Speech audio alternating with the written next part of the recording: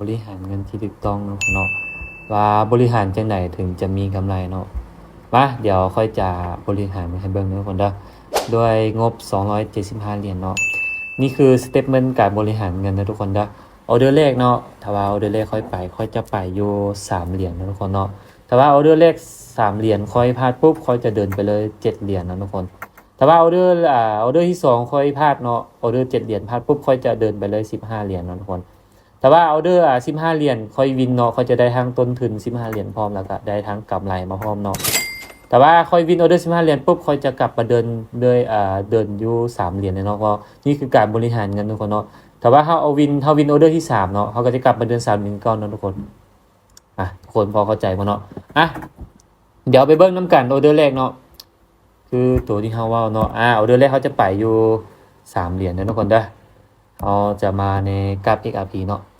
3เหรียญเนาะเบิ่งนำกันว่าเขาจะสามารถสร้างได้บ่มื้อนี้เขาจะเอาอยู่ประมาณ10เหรียญพอเนาะทุกคนเนาะจะเอาอยู่ประมาณ10เหรียญพอเบาหลายเนาะนี่คือก็สิมาสอนการบริหารเงินให้ทุกคนเบิ่งเนาะมาเบิ่งออเดอร์แรกออเดอร์นี้จะขายนะทุกคนเนาะเพราะว่าในจุดนี้เป็นจุดที่ว่าแฮงขายพยายามกดดันราคาลงมาอยู่เห็นบ่มันต่ำนะครับอยู่นี่อยู่เนาะโอกาสสูงแฮงเนาะที่ว่ามันจะผลักดันราคาลงมาเนาะเห็นบ่เดี๋ยวจะตีเซ็ตนะครับแนวต้านให้เบิ่งเนาะทุกคนเด้อเบิ่งนำกันออเดอร์แรกเฮาออเดอร์แรก3เหรียญเนาะทุกคนเนาะนี่คือการบริหารเงินเนาะทุกคนเนาะถ้าว่าไผฮู้บริหารเงินนี่มีกำไรเนาะทุกคนไผฮู้บริหารเนาะการบริหารเงินก็เป็นสิ่งสำคัญอย่างนึงทุกคนเนาะเพราะว่าถ้าว่าเฮาบริหารเป็นนี่ก็ถือว่ามีกำไรเนาะเบิ่งนำกันออเดอร์แรกจะสามารถปิดเป็นแดงได้บ่ครับโอเคเห็นบ่ทุกคน Yes ออเดอร์แรกเฮาวินเนาะทุกคนเนาะออเดอร์แรกเฮาวินเด้อถ้าว่าเฮาวินปุ๊บเฮาจะกลับมาเลยคือเก่าเนาะเดือน3เดือนเก่าเนาะนี่แหละคือการบริหารเงินเด้อทุกคนเด้อนี่คือการบริหารเงินเนาะมีการบริหารเงินที่ถูกต้องเนาะทุกคนออเดอร์แรกเฮาวินเฮายังบ่เบิ่งออเดอร์ที่2เนาะทุกคนออเดอร์นี้ถือว่าแห่งขายพยายามกดดันราคาลงมาแต่ว่ามันต่ำแนวรับอยู่เนาะถ้ามันต่ำนะครับแล้วมันเกิดมีการไปเซ็นขึ้นไปนี่ซื้อเลยทุกคนเนาะว่าในจุดนี้พอเป็นจุดที่ว่ามันต่ำแนวรับอยู่เนาะต่ำนะครับแล้วมันเกิดมีการไปเซ็นราคาขึ้นไปแฮงเนาะโอกาสสูงแฮงเนาะที่ว่าจะปิดเป็นเขียวเนาะเบิ่งนำกันว่าจะสามารถปิดเป็นเขียวได้บ่แต่ว่ามันลิ้นที่เทียนสลับในโซนนี้ทุกคนเนาะมันลิ้นที่เทียนสลับในโซนแต่ว่าลงมายาวเลยแต่ว่าลงมายาวสิโอกาสที่ว่าจะปิดเป็นเขียวนี้ยากเนาะทุกคนเนาะว่ามันลงมายาวสิเนาะยากแฮงเนาะเดือนนี้น่าจะพลาดแล้วทุกคนผ่านเนาะได้บ่ได้ทุกคนเนาะพลาดเนาะบ่เป็นหยังเนาะคนเนาะถ้าว่าพลาดปุ๊บเขาจะคูณไปเลย7เหรียญเนาะนี่คือการบริหารเงินแบบคูณกันเด้อทุกคนเด้อนี่การบริหารเงินแบบคูณกันเนาะถ้าว่าเอาดื้อ7เหรียญถ้าเขาวินปุ๊บเขาจะได้ทั้งต้นทุน7เหรียญมาพร้อมถ้าได้ทั้งกำไรมาพร้อมทุกคนเนาะมาเบิ่งออเดอร์นี้กันถ้าว่าออเดอร์นี้มันทะลุในโซนนี้บ่ได้จะขอขายเด้อทุกคนเด้อได้บ่ออเดอร์นี้จะขายเด้อทุกคนเด้อเนื่องจากว่ามันทะลุแนวต้านบ่ได้เนาะแต่ว่าลงมาเฮงเนาะโอกาสสูงเฮงเนาะที่ว่าจะปิดเป็นแดงเนาะเพราะว่าในโซนนี้เป็นโซนที่ว่ามันต่ำแนวต้านอยู่ทุกคนเนาะเป็นโซนที่ว่ามันต่ำแนวต้านอยู่ลงมาเลยต่ำนะครับละทะลุได้บ่ถ้าว่าทะลุนะครับในโซนนี้ได้เนี่ยโอกาสที่ว่าจะเป็นเทรนขาลงนี่มีสูงแฮงเนาะทะลุมาแล้วจังไหนปฏิเสธราคาขึ้นไปสูงแท้ยิงได้บ่เป็นแดงได้บ่ลงมามักยาวขึ้นไปได้เสยเนาะตายเพราะว่าเป็นโซนที่ว่ามันต่ำแนวรับแล้วมันเกิดมีการปฏิเสธราคาไปเนาะเพราะว่าแนวรับในโซนนี้ถือว่าแข็งแรงหลายเนาะทุกคนเนาะเห็นบ่ขนาดมันลงมายาวสิมันยังขึ้นไปได้เนาะบ่เป็นหยังเนาะคนเนาะถ้าว่าเขาพลาดปุ๊บเขาจะคูณไปเลย15เหรียญเนาะเห็นบ่15เหรียญเด้อ15เหรียญเนาะ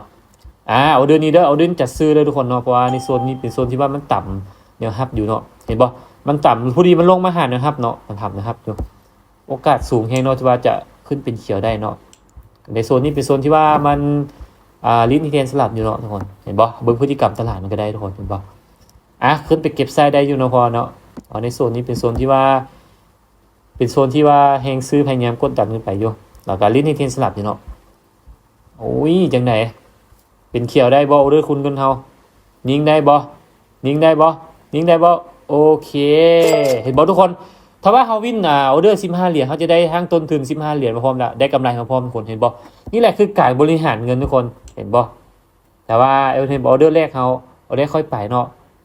3เหรียญทุกคนเนาะ3เหรียญปุ๊บแต่ว่าค่อยวินปุ๊บเขาจะกลับมาเดิน3เหรียญก่อนเนาะถ้าว่าค่อยพลาดออเดอร์3เหรียญ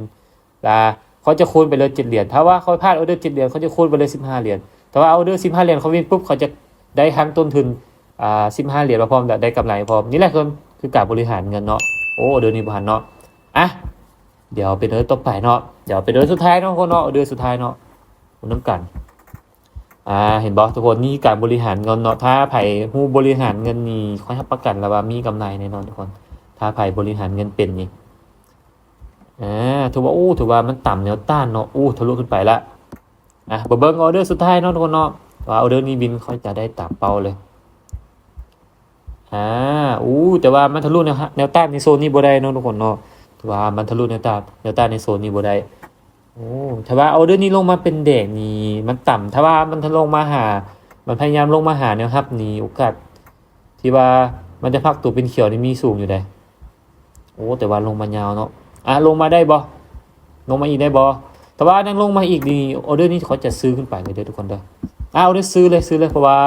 มันลงมาหาแนวรับพ่นเนาะทุกคนเนาะเห็นบอกทะลุลงมาเลยถ้าว่าทะลุลงมาแบบนี้โอกาสสูงเนาะที่ว่าจะเป็นหินขาลงเลยแต่ว่านี่เสื้อมันแห่งซื้อเนาะเห็นบอกทุกคนแต่ว่ามันทะลุนะครับลงมาซี่นี่โอกาสสูงเลยที่ว่ามันจะเทขายลงมาเนาะ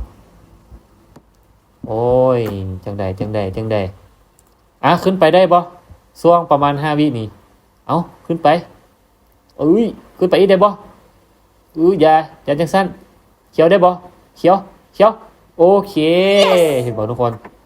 เกือบเนาะทุกคนเนาะดีเดย์ขึ้นไปประมาณ5 วิทุกคนเนาะเห็นบ่พอดีเฮาได้ตามเป้าเนาะนี่กา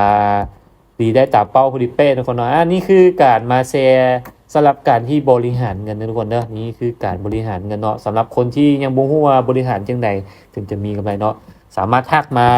หาค่อยทางส่วนตัวได้เด้อทุกคนเด้อเดี๋ยวค่อยจะส่งเบอร์ทางคอมเมนต์ให้เนาะทุกคนเนาะถือว่านี่ค่อยก็มาแชร์ประสบการณ์เกี่ยวกับการเทรดเนาะแล้วก็มาแชร์ประสบการณ์สำหรับการแบ่งปันความรู้เนาะทุกคนเนาะถ้าใครที่สนใจอยากศึกษาอยากเรียนรู้ก็สามารถทักมาถามค่อยได้เด้อทุกคนเด้อ